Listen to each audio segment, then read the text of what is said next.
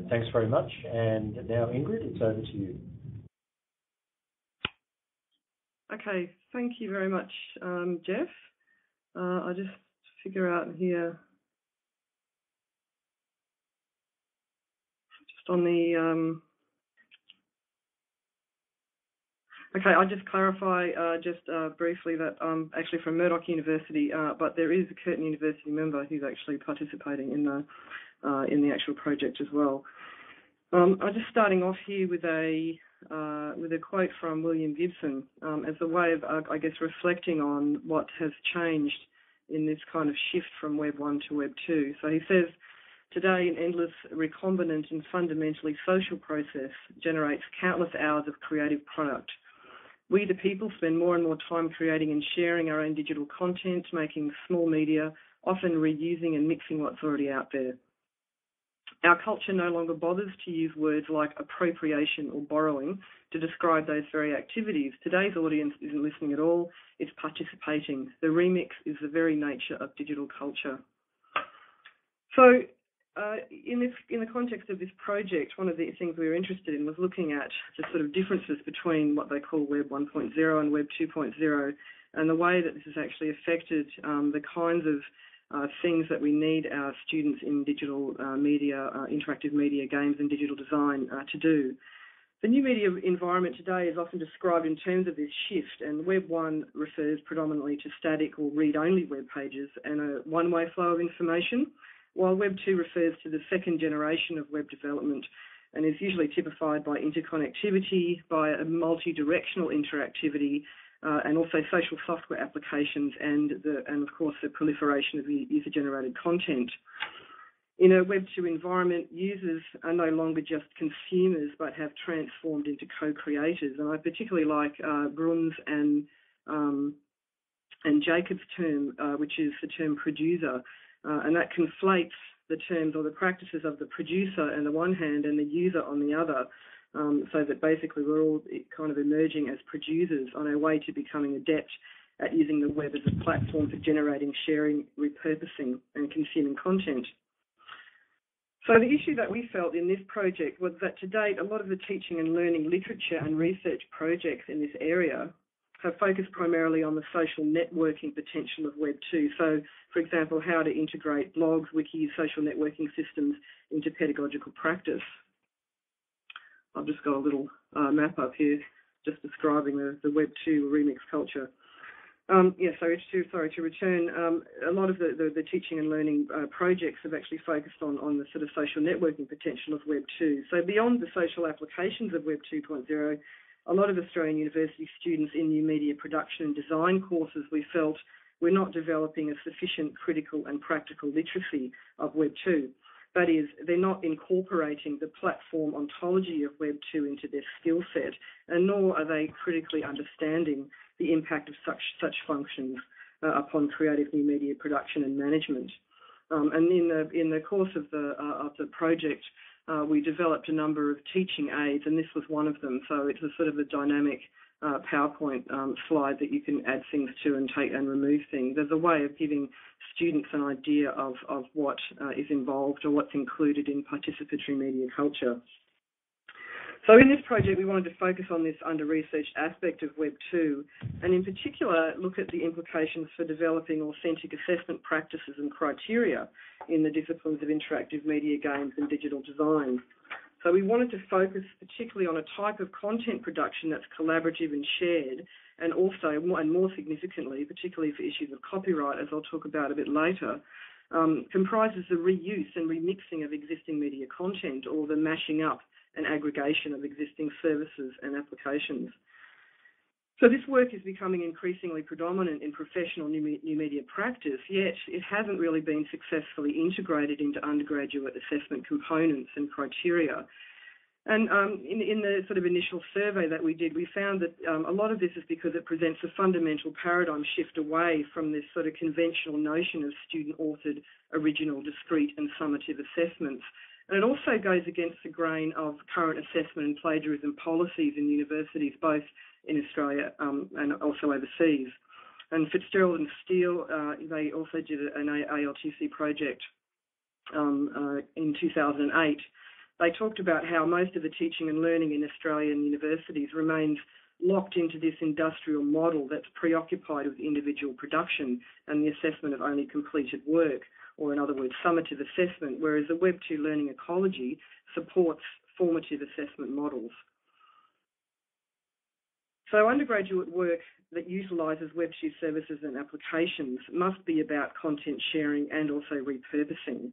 And as I said, it runs counter to conventional notions of plagiarism and also the traditional culture of university teaching and learning. And I think it's worth just briefly mentioning here that this is not a culture that resides only with with the teachers and the lecturers and the coordinators, or even, for example, assessment committees. But we found, interestingly, that a lot of the students themselves were incredibly resistant to summative assessments, to actually to engaging in the process of the assessment rather than really what they wanted was to be given a very clear outline about what they needed to submit and then submit it. And so there was that kind of resistance that we had to overcome as well. So we wanted to enable students to create quality content too, with the practical knowledge of participatory media, viral media, remixing, reusing, and also derivative work. And as a way to do this, the project developed a series of authentic Web 2 assessment components, and we had two objectives in this. So one was determining specific assessment criteria for work that involved reuse, remixing, and aggregation, and this was as a way to prepare the students for professional practice.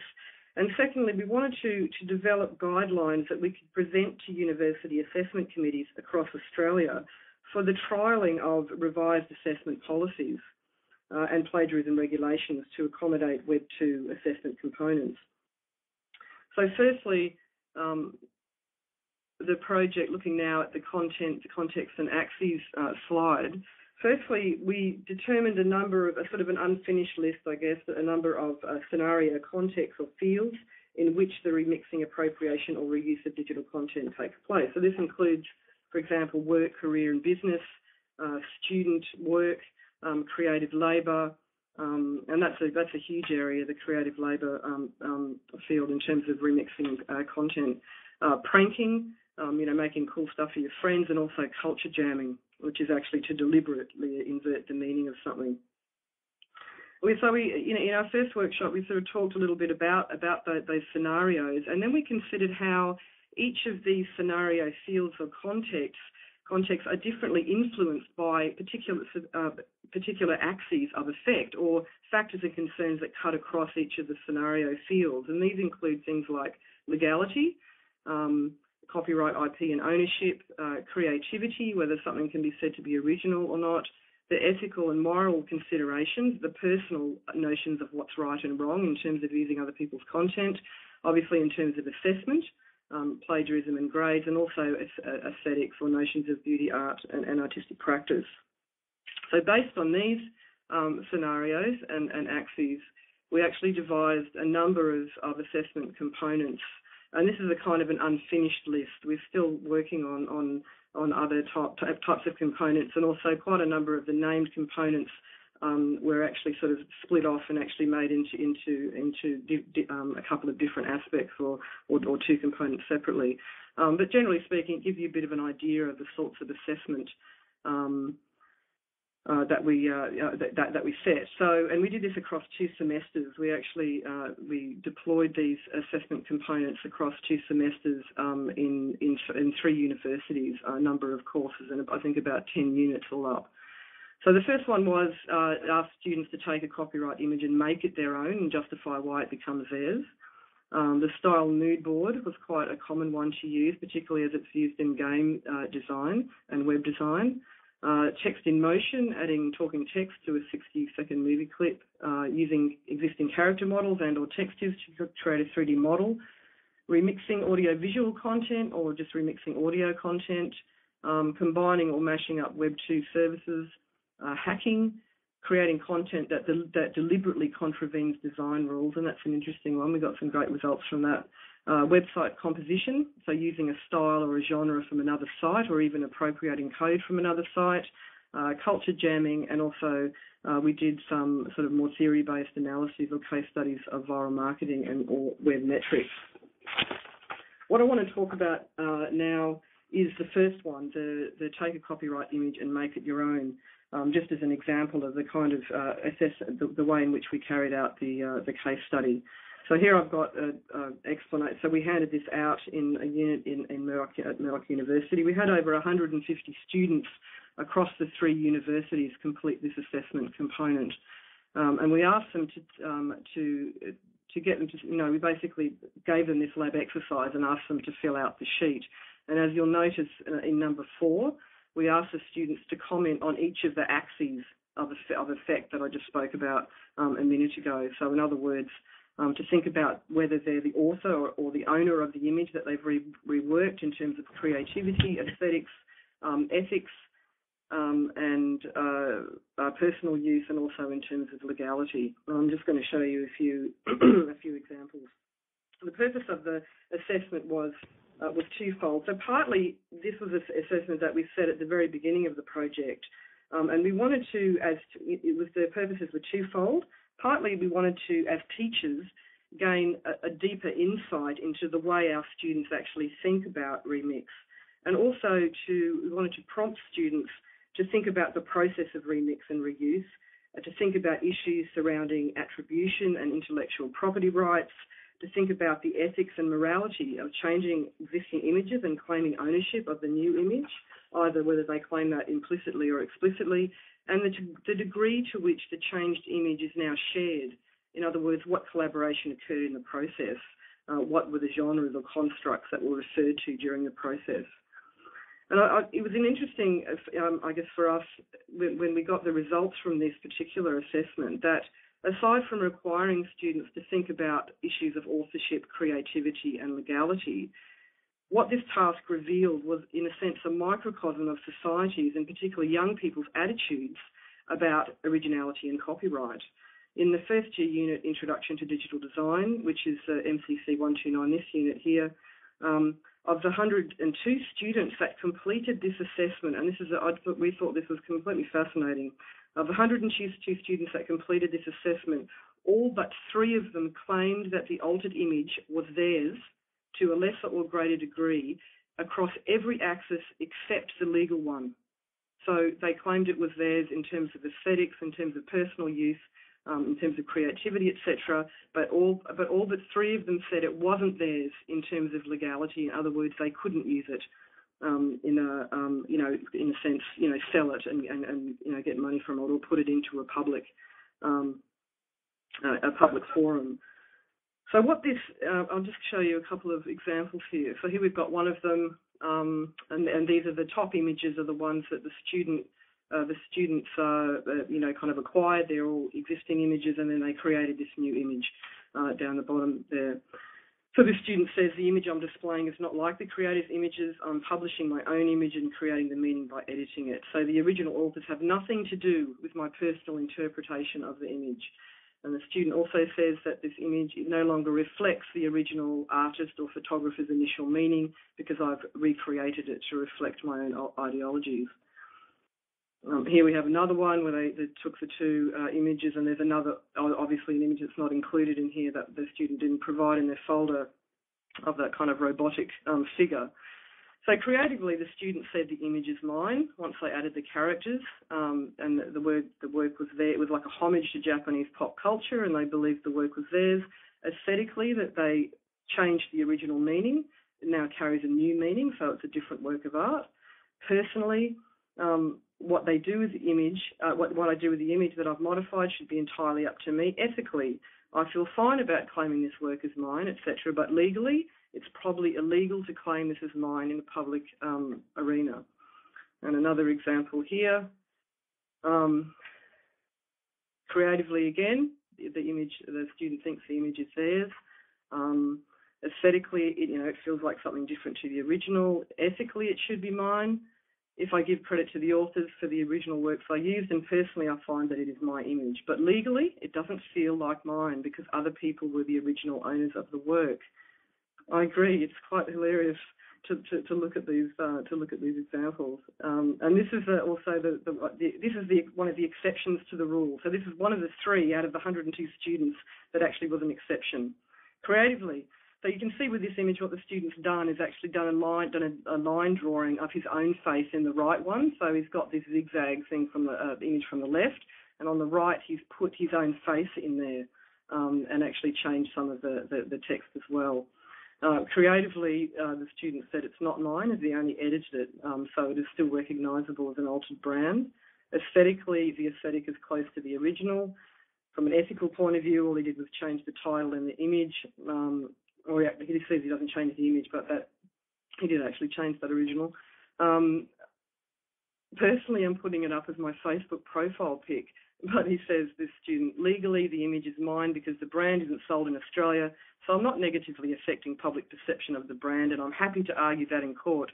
So this was an exception to the rule. So most students said something quite different. So what this reveals, I think, when we look at these, at the way that these students completed this assessment, what it reveals is a fundamental problem.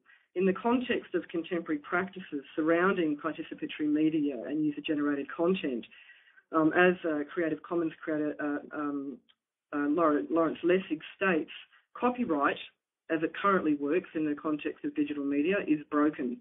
So although, according to Lessig and others, such as the quote from William Gibson at the beginning, remix is literacy in the 21st century, yet even though that's the case, there still exists this fundamental clash between old media culture, or what Lessig terms read-only culture, and new media culture, what Lessig terms read-write culture. In his TED presentation, Lessig talks about the way that law is strangling creativity. But even more importantly, I think he makes an interesting point about the fact that today's young people grow up in an environment where literally everybody is a criminal. Everybody copies content illegally. And he says that that's kind of, in a moral sense, it's wrong for young people to grow up in a society where everybody around them, including their parents and their peers, etc., are all actually copying content illegally. So he set up the Creative Commons, obviously, as one kind of answer to this, to increase the amount of creativity in the commons, so to speak, and also the body of work that's available to the public for free and legal sharing for repurposing and remixing. At universities, however, I think we're still caught in this old paradigm of authorship and ownership of content. So according to most university regulations, student IP is defined as intellectual property that a student creates in the course of his or her studies, scholarship or research. And likewise, plagiarism regulations usually go along this line. So this is actually a quote from the Murdoch University site. Plagiarism constitutes using the work of another without indicating by referencing and by quotation marks when exact phrases or passages are borrowed that the idea is expressed and not one's own. Students can use the ideas and information from other authors, but this use must be acknowledged. It is also not acceptable to submit an assessment that is simply a paraphrasing of extracts from other authors. The work submitted must include some intellectual contribution of the student's own. So in a sense, what this is saying is that the amount of individual intellectual content is the benchmark for deciding issues of plagiarism. And in this project, we were arguing that in the case of, for example, iterative design projects or the kinds of assessment components that we set, it's sometimes what the students are actually submitting are just paraphrasing, literally paraphrasing of other people's work and content. And in a lot of cases, it's very difficult for them to actually remember or tell where it came from because it comes from very, very different sources.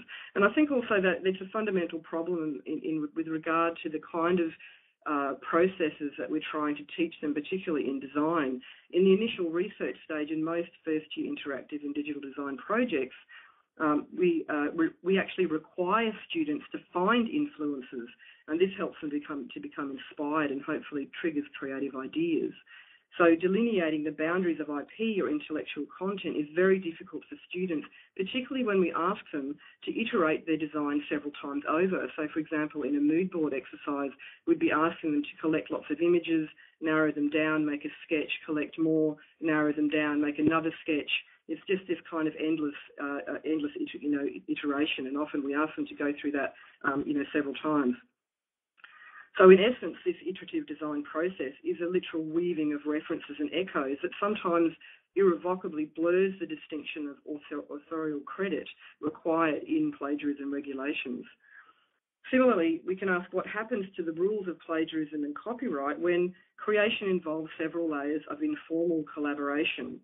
So adding to this confusion, I'm not sure about how this works at lots of other universities, but certainly at the universities that the project participants taught at, computer labs are set up to foster working collaborations with very little to no barriers between workspaces, and students are regularly encouraged to engage their fellow students in discussions about their work. So even these kinds of joint and collaborative practices not only reinforce the language of design and distributed student problem solving as a very important part of teaching pedagogy, but also reinforces the whole design experience.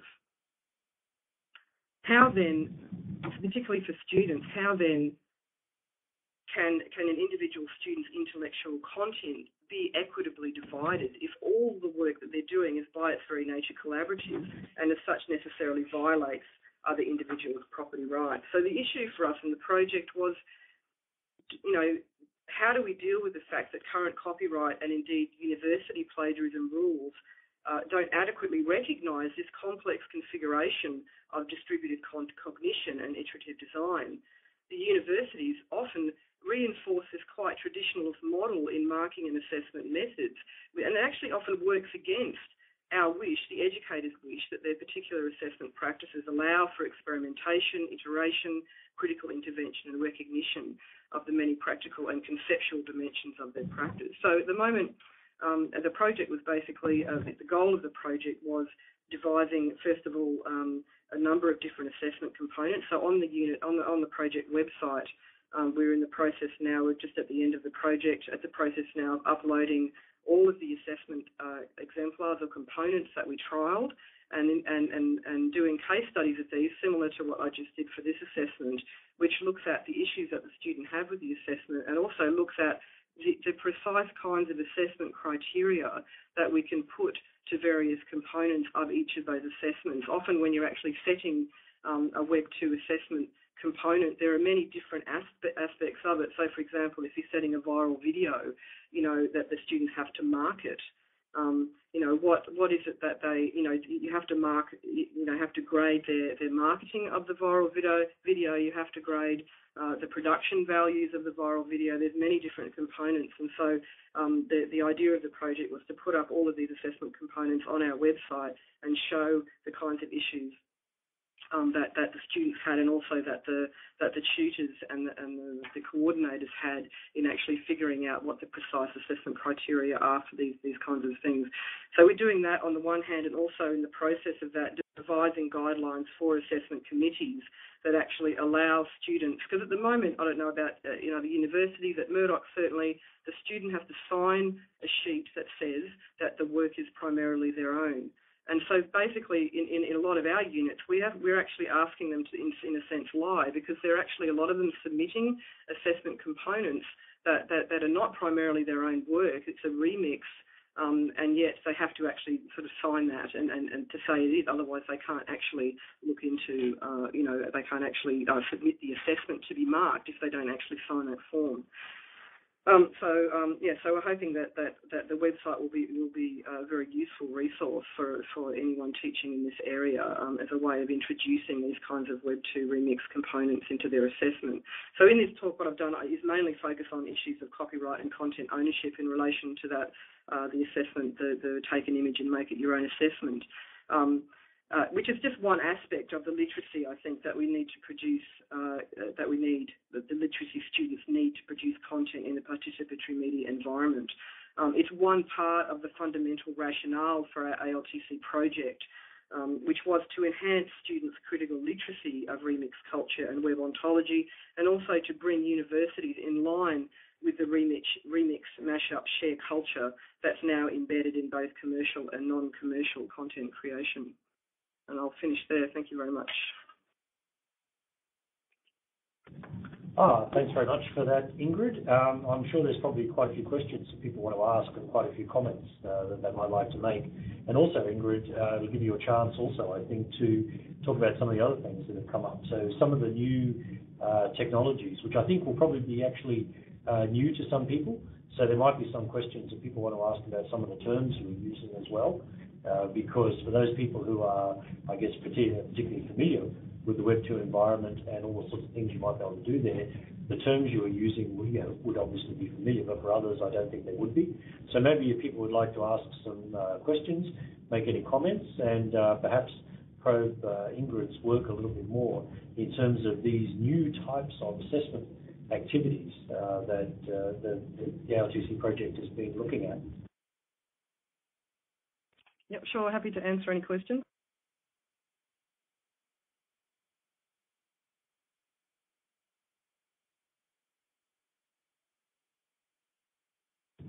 Okay, Belinda, please take the microphone.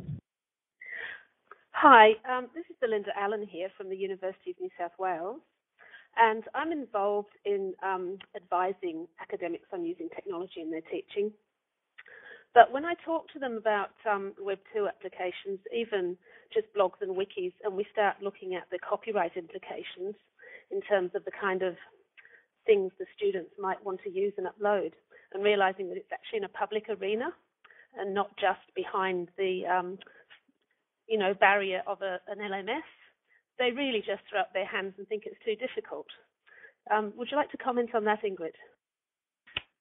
Yeah, sure. I think, yes, we absolutely found that in this project too. I guess a lot of what we tried to do, so we tried to mimic practice that's currently used in commercial context. So, for example, in the development of a mood board. So a mood board isn't actually made, it's not a public document, it's just basically a compilation of images. Say, for example, if you're wanting to create a game for a 15-year-old boy, then often what's required is that one of the assistants may be required to find 200 images off the web that typify the life or world of a 15-year-old boy. And then to kind of go, get those images, narrow them down, pick 50 out, go and get some more images. So that kind of process isn't actually something that would be a public document. Where we did actually make them public was in the use of YouTube. So there were a couple of assessments that we did. One was a viral video where we actually asked students to create a video and put it up on YouTube and market it.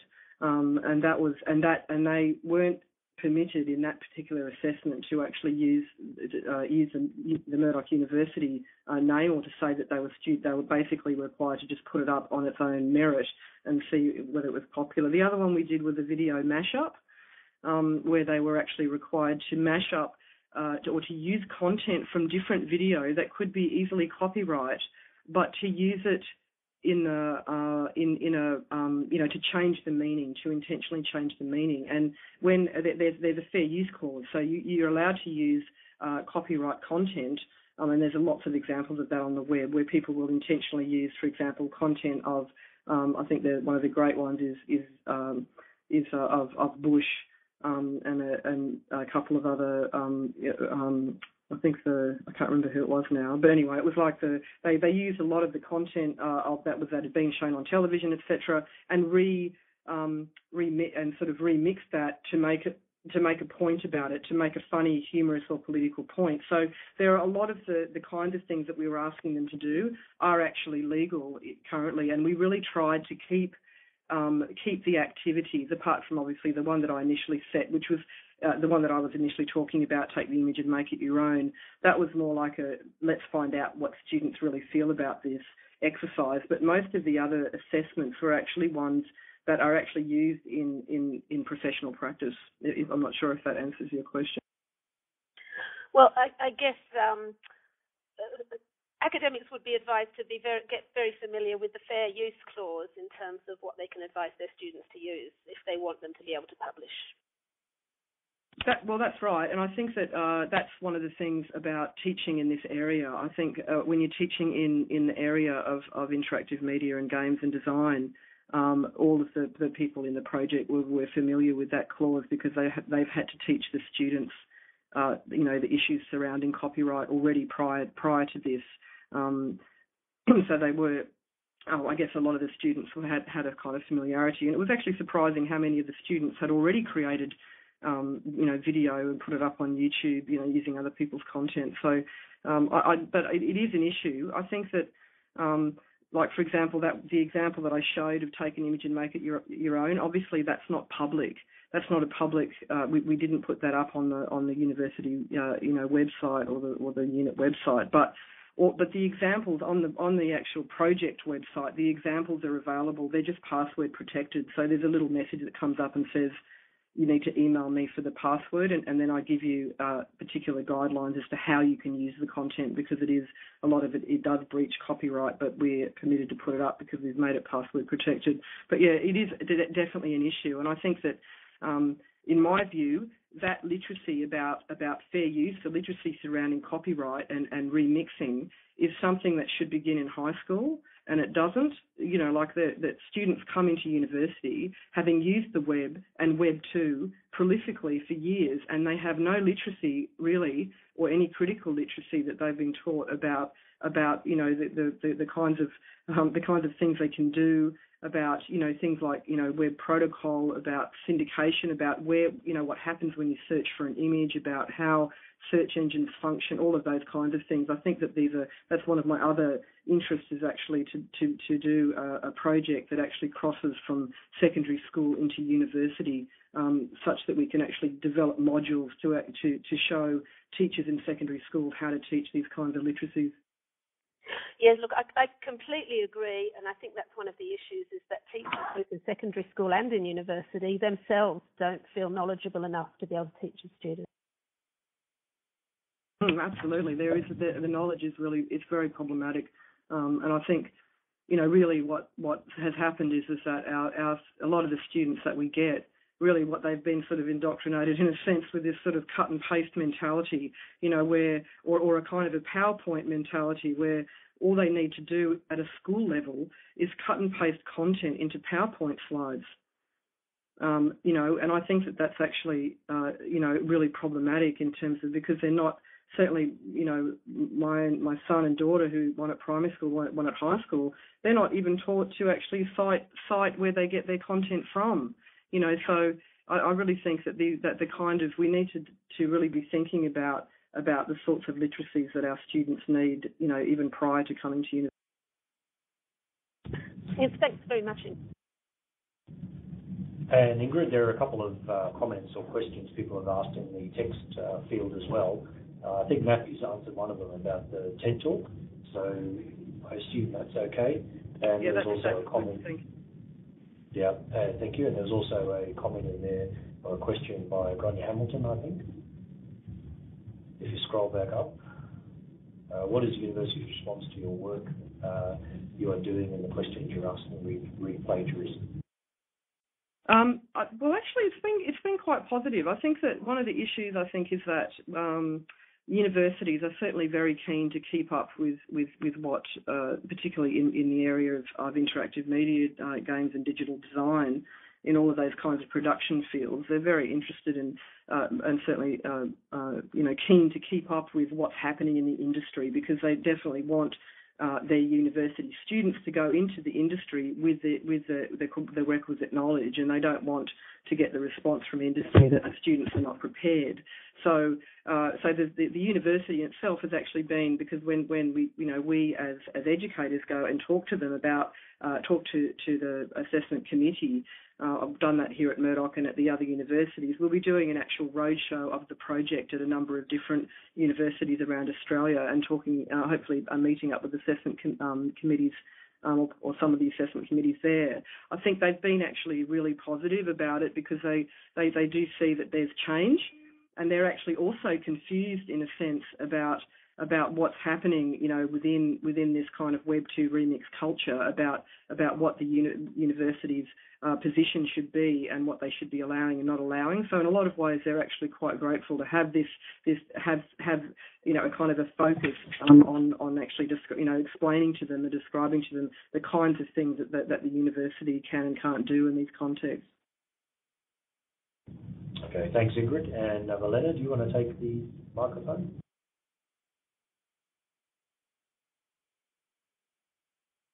Yes, if I could just ask, are you coming to CSU in Wagga Wagga, Ingrid?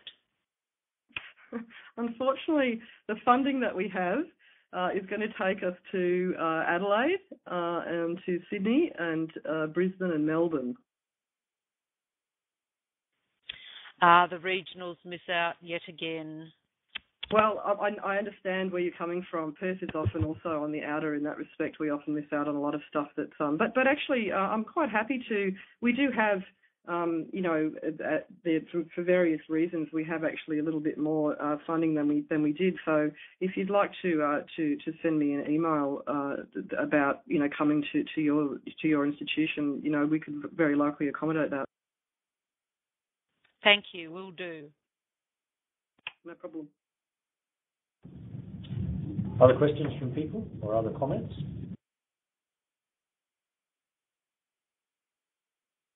I'll just answer Matthew's comment there. Yes, I will definitely let you know when we'll be in Brisbane. I'm not sure if you have in the transforming assessment interface a sort of an announcements thing, because I could certainly send you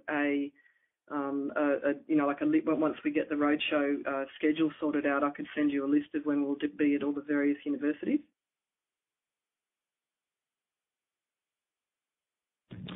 Yep, we can certainly do that.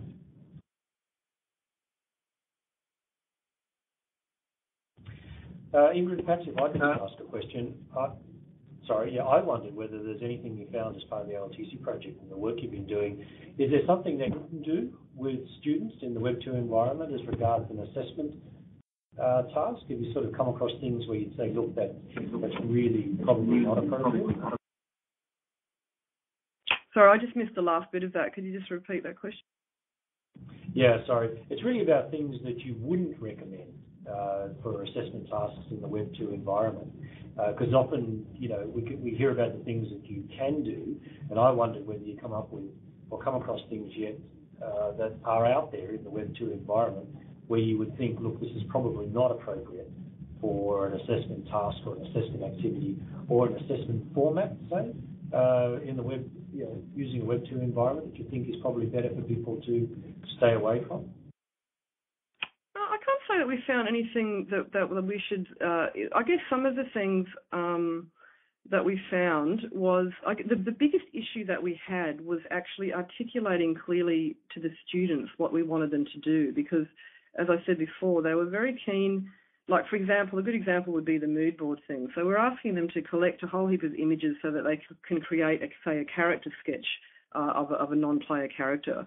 And instead of going out and finding a whole heap of images, doing a sketch, going out and finding more, doing this kind of iterative process, often what they would do, and this was actually common across a number of assessments where we asked them to do iterations. Instead, what a lot of the students would do is do a sketch without looking at anything, do a sketch, and then go and find images that fit what they'd done. In other words, so that they didn't actually have to redo it again and again. And a lot of that, they said, it's time, I don't have time to do it. So it was really one of the difficulties we found was actually engaging students in that iterative process. I think that there were very few very strategic students. There were. I can't recall that we sort of came across any. We really tried to steer clear of anything to do with social networking. So we didn't go anywhere near anything like that. We were basically looking at production based. So whether it be looking at games, the game templates, web templates, coding, within a game, et cetera, et cetera. So we really sort of focused on those kind of aspects. I'd imagine that in the social networking area that it's probably, there are probably lots of issues in terms of what students should and shouldn't do.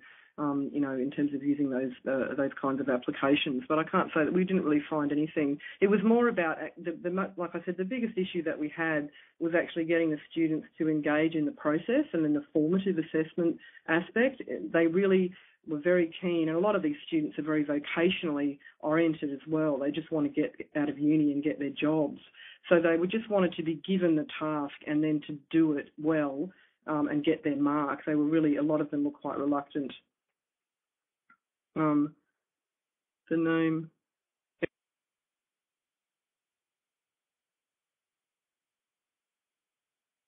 Yeah, Ingrid, did you want to respond to that one?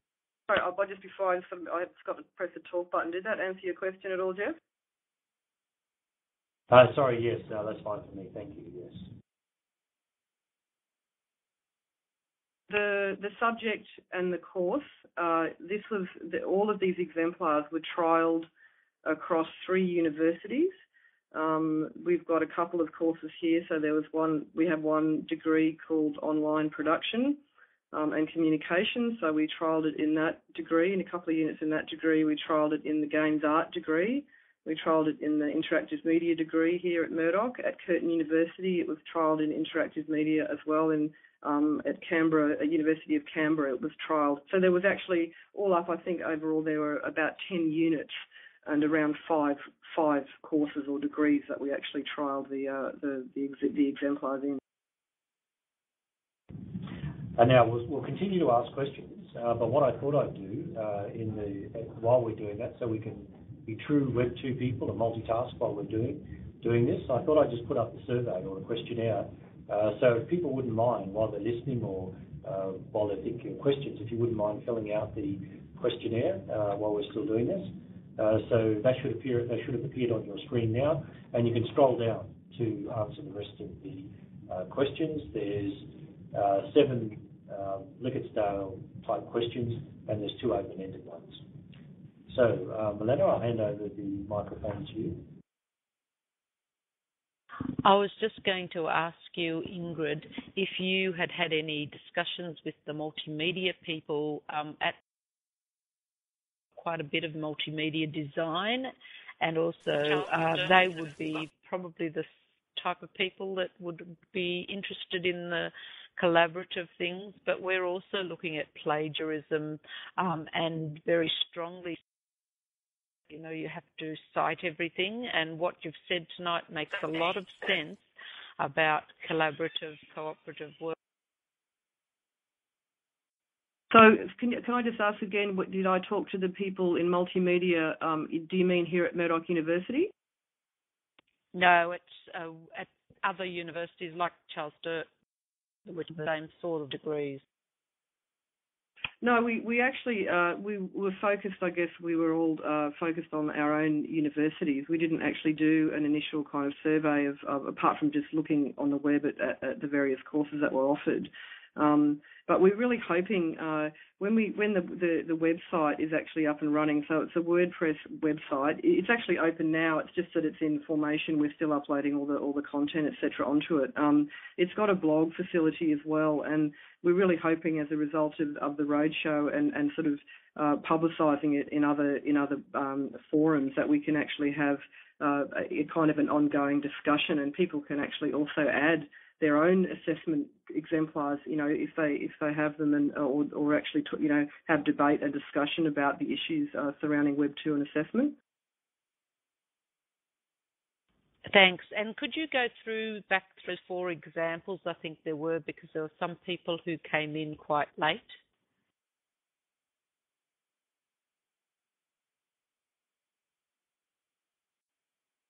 Sorry, do you mean the slide that had all the different assessment components? No, the ones where you used the examples of the legal and ethical type situations. Do you want me to show them again? That'd be great. Sorry, I think I just interrupted people's survey. Yeah, I do apologise. That's part of being interactive, isn't it? I do apologise. No, Ingrid, if you do want to go to that slide, that's fine. Keep going, and then we'll put the survey back up. Okay, all right. I'll just quickly go through the examples again. This was an assessment where we asked the students to take an image and change it in Photoshop until they felt it was theirs, and then to actually make an argument as to why they felt it was theirs. And we asked them across several different areas, for example, in terms of creativity, personal use, legality, that kind of thing. So this is the first example here. The student saying that the image is theirs, in terms of their personal interpretation, and that they've recreated it to reflect their own ideology. Here we have the point I was making about this is that almost every single one of the assessment of the students who did this assessment at Murdoch, we actually ran across about I think three of the universities did it, but some of them in smaller units. So around 150 students did this assessment all up. And I was just making the point that almost all the students, say at Murdoch, 102 did it, and only 3 of them said that the image wasn't theirs. All of them argued that it was theirs in terms of creativity, in terms of aesthetics, in terms of personal use, and in terms of ethics, except for the legal. The legal one was sort of 99 of them basically said that legally the image wasn't theirs, but it was theirs in every other respect. And that's one of the things that we found really interesting. We were just really trying to get an insight into how they think about remixing and reuse. So this is another example. Again, the students saying that creatively it's theirs, ethically they feel it should be theirs, personally it's their own image, but legally it's not theirs. And here again we have this was the exception. So this student did a sort of a line drawing of himself inside the little circle there. This is an exception out of only 3 out of the 102 that did it actually made these kinds of comments. Creatively, he's saying the image isn't his. Aesthetically, ethically, it's not his. Although he's quite happy to use it in a personal sense. But then he argues that legally it is his. Because the product's not Australian and so it shouldn't affect. So it was just an interesting insight that basically the exercise provided us with we did this at the very beginning in the first semester, and it really provided us with an interesting insight into students' existing perceptions about reuse, which is something that they all already did. And basically got them also to clarify in their own minds the kinds of issues.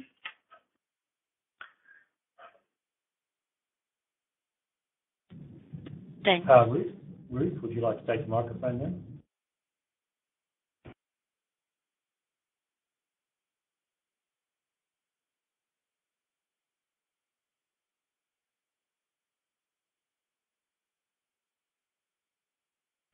Ruth, have you pressed the talk button or put your control key down? Sorry, hi. I didn't realise about the control key. Thank you for that. I'm curious, quite pleased really that in the results of the assessment that most of the students did pick up that there was an issue legally. Was there any follow-up with students who didn't recognise that? Like you talked about 3 that maybe didn't recognise that. Was there any follow-up with those students? Well, it's kind of, I suppose it's a little bit, it's not so much, as you can see from the response of that student, it's not so much that they didn't recognise it, it's that they would deliberately fly in the face of it. So these were students who were actually, the 3 of them were very aware of the fact that it's illegal to use an image, that they've copied or just sort of altered in various ways, for commercial purposes. But there were a number of students. In fact, a lot of the discussion, we had focus group discussions as well at the end of the units, and a lot of the students, they would get actually quite angry about the fact that legally they couldn't claim such a thing to be theirs. They felt that really anything that's in the kind of the public domain or the commons, so to speak, should be able to be reused by anybody, and that kind of information should be free, that kind of sentiment. So it wasn't so much that they didn't kind of understand it, they were actually being quite critical and actually, kind of really, they were very vocal about the fact that they didn't agree with and thought that existing copyright laws were quite ridiculous and didn't follow along with cultural practices. Okay, thanks for that. No problem. Are there any other comments or questions people would like to ask or make?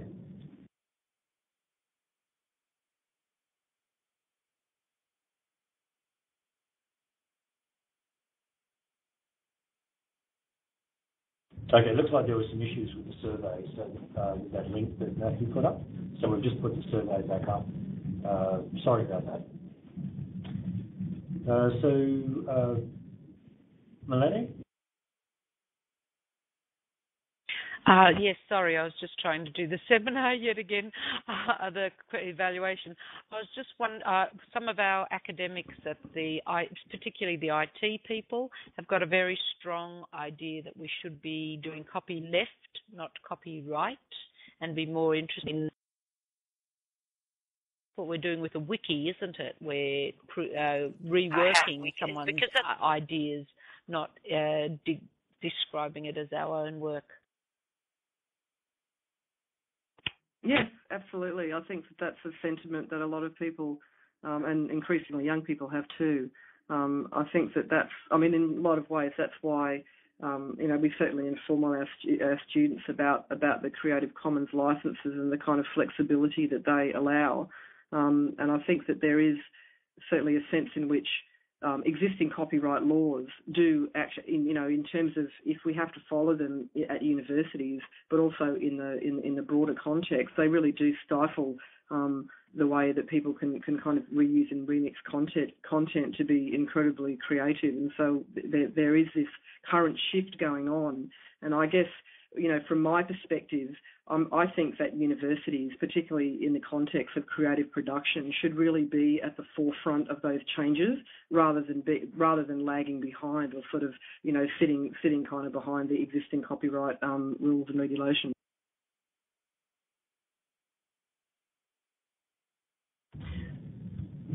I suppose one of the issues, Ingrid, too, is that we've talked a lot of the focus so far has been on what the students thought about whether if they changed something a certain amount because of theirs or it's someone else's. But I actually think what's actually really powerful, what the approach you're taking here, is from the learning and the assessment perspective, it actually allows students, I think, to be able to demonstrate a much deeper level of understanding of some of the key concepts when you ask them to do these things. Because I think what you get is a much deeper engagement of the student with the activity that you've asked them to do, and they really do have to be able to analyse whatever it is about that image. In that case, with the video, whether it's a video, it could be the audio, it could be the whole the way in which the audio and the visuals are put together. But they really have to work with that at a much deeper level. Because not only do they have to understand, they have to understand what the original purpose was, or at least their interpretation of what the original purpose was, and then what they want to make of that, where they want to take that. And I actually think that's a much deeper level of engagement with those things. So I'm actually quite interested in this sort of approach from the point of view of being able to probe deeper levels of understanding in students of the key concepts that are actually involved in, not just the concept of plagiarism, what does it mean to copy someone else's work, but actually the actual object and the concepts associated with that object itself. Absolutely, yeah. No, that was one of the great things, and particularly one of the best case studies that we did was actually relating to programming, to changing the programming in a game template and the kinds of things, because the issues around reuse and thinking through the learning process of coding are actually quite specific and outside of other, really they provide a very particular case, and we found that, in particular to be interesting. But I agree, one of the things that in a sense that the assessments in general, because of the fact that they are kind of based on reuse and remixing and sort of iteration, is that the students actually have to focus, as part of the assessment criteria, they actually have to focus on the process of learning that they're engaging in a sense, and as that assessment showed. But quite a lot of the assessments really required them to think about. So even with the viral video one, in some ways it wasn't successful, but in a lot of ways it was really successful because it got the students to think about why, what the differences, why, for example, were they quite comfortable, handing in a video to a tutor, but were really balked at the idea of putting it online. What are the differences between the way in which the content actually gets read and interpreted once it's actually been sort of submitted. So they really started to think at a very broadly at how they're actually creating the work, who they're doing it for, who the audience is, and all of those kinds of issues. And yeah, there were a lot of things that surprised us, absolutely, as we were going along and sort of getting feedback from the students. And I think also associated with that is the public nature of putting something up there in the public arena, like putting something on YouTube. Everyone in the world's going to be able to see it. So presumably, if someone can identify who put it up there, then that means their friends will be able to see it as well. And I think that's a really interesting idea that the students at university, they're so used to their output actually only being seen by one person. And so it's a very closed environment. Now, I know that they sometimes do group work and sometimes exemplars are put up there, but on the whole, the majority of the assessment the students do is really only seen by one or a small group of people. Well, and that's right. And the point there is as well is that they get to know, particularly in say, for example, we've only got a couple of academics who do dedicated teaching in games. So the students actually get to know that tutor or the teacher or coordinator, and so they actually aim their assessments at that particular person. So it's a very different thing when actually part of the assessment involves how many hits you get as a result of the marketing that you've done of a video. And the other issue there too was that teaching the students about different production values. So, for example, they obviously weren't going to be uploading video that had cinema or sort of big screen production values, and so they kind of also had to learn about the value of, for example, taking video on your camera on just a phone, and the fact that you can't just sort of say, well, it's kind of meaningless because it's poor resolution, or the production value is very small, very minimal.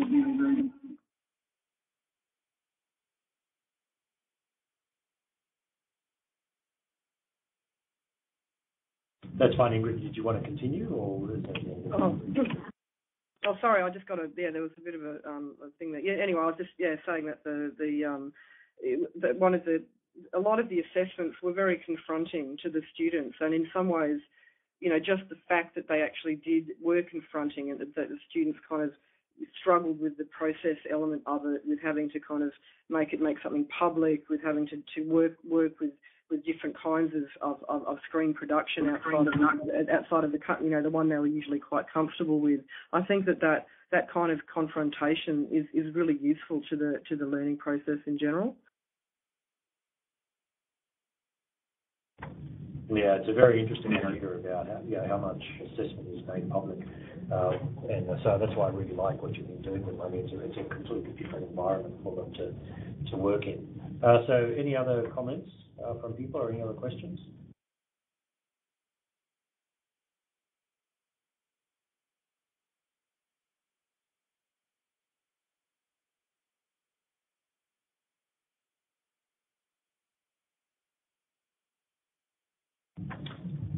Okay, not wanting to cut people off, but yes, good question. Actually, Ronnie asked about the website, and I was having a quick search earlier for one. Is there a website, Ingrid? Did I give you the web address when I thought I might have given it to you when I initially sent in the description, but if not, hang on a sec, I'll put it up actually right now. Yeah, I mean, Matthew put up the one for the ALTC site, but I wondered whether there was, because that's only got a small amount of detail on it from what I've seen.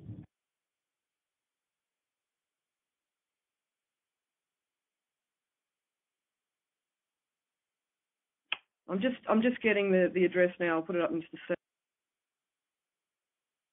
Thanks. Yes, Milena. Yes, I just wanted to say that too often at universities, most of our assessment is individual and not collaborative. So in real essence, the only one who benefits is the actual academic, who gets to view all of the creativity of the student. And if we really were collaborative, we'd be letting students peer assess the presentations of their colleagues, because that way they'd learn so much more. Yeah, absolutely. No, I agree, and that's actually the common practice in a lot of commercial or industry production. Anyway, it's very rare that you would actually work on something alone. It has to be that collaboration, and that's the other thing, is that a lot of students also don't like that. They don't like collaborative assessments because they feel that someone hasn't worked as hard as they have, and they kind of get pulled down by them. So that's a real challenge as well, I think, in actually figuring out what the kinds of assessment criteria that should be attributed or given to the collaborative assessments.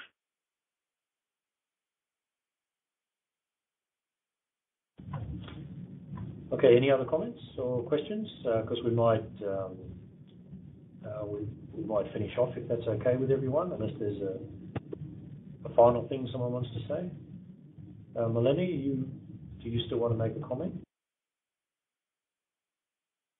No, okay. No, that's all right. I just messed my hand up.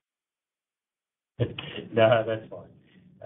Can I just briefly say about the just with regard to the website that, as I said, the project isn't complete yet. So a lot of the case studies aren't up, and the student examples aren't up yet. But you can get a bit of an idea of what kind of a resource it will end up being, and we hope to have everything up by the end of July.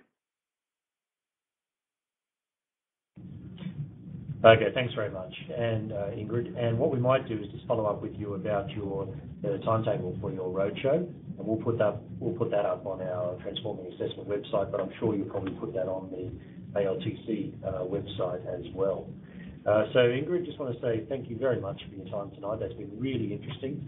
I think everyone's really enjoyed that, and certainly given us a lot to think about. And I do apologise for attributing you to Curtin when I should have said Murdoch, so I'm very sorry about that. So Ingrid, thanks very much, and thanks very much, everyone. Matthew, you can stop the archiving now. Thanks.